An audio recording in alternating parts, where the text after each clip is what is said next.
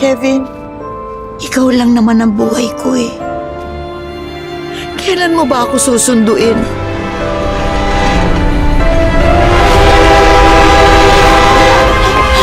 Ano ka ba naman, Kevin? Tita Nenay, ano po yun? Ah, hindi, si tatay. Inaaya ko siya sa labas. Alam mo, mga bata pa lang kasi yan, ganyan na talaga sila. Kikidnap ba to? Sige, Will. Kidnap ba to? Ayusin yung dalawa, ha? Oo, ayusin namin. Ano, hindi pa ba tayo kakain? Alam niyo na, kanina nagmana. Demonyo ka! Demonyo ka! Pwede ba simula ngayon, nakikita nanay lang lahat ng mga gagawin natin? Kevin, just the two of us.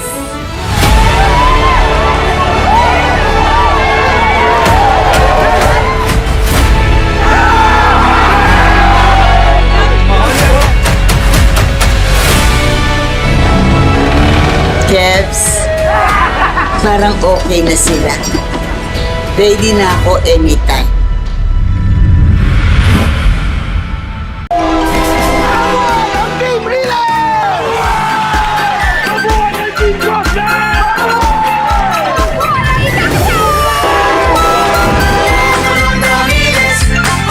Kevin, wag mo na muna akong kunin.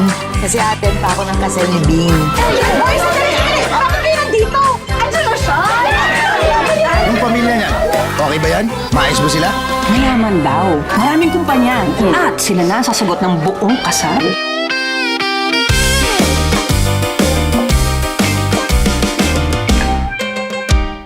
Gusto ko talaga magka-brothers. Ano kasi, only child ako eh. Ano nakita ka ng magulang mo, baka hindi na umulit. Pakiramdam ko, gagamitin lang niya si Bing para gumanda yung lahi nila. Bing, may nirenta kami sasakyan sa labas. Naka-start na. Tara na.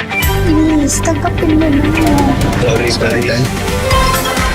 Ang pamilya nagtutulungan. Ang kailangan natin gawin is tong susubo kami! Ano ka mo? Hoy! Yan bang itinuro ng tatay niyo sa inyo? Hindi niyo ba nakita kung gaano kasaya yung kapatid niyo kanina? Pero ganito na talaga yata. Pag tumatanda na tayo, parang hindi ka nakasama sa buhay nila.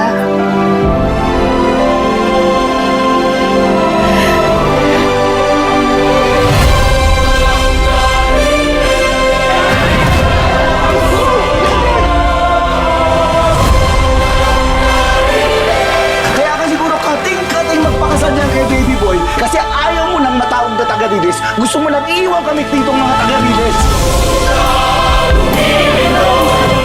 Talagang iniintay na lang nila na mawala tayo.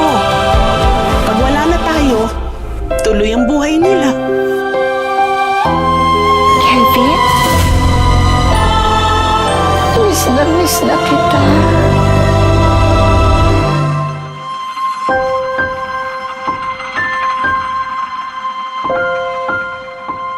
Bayaw, attention. Na-tribute pa natin dito, Richie. Bayaw! Alam naman natin na si Bing ang nagayuma ni Zumpa, bating kapatid ni Zuma. Pag nanganak si Bing ng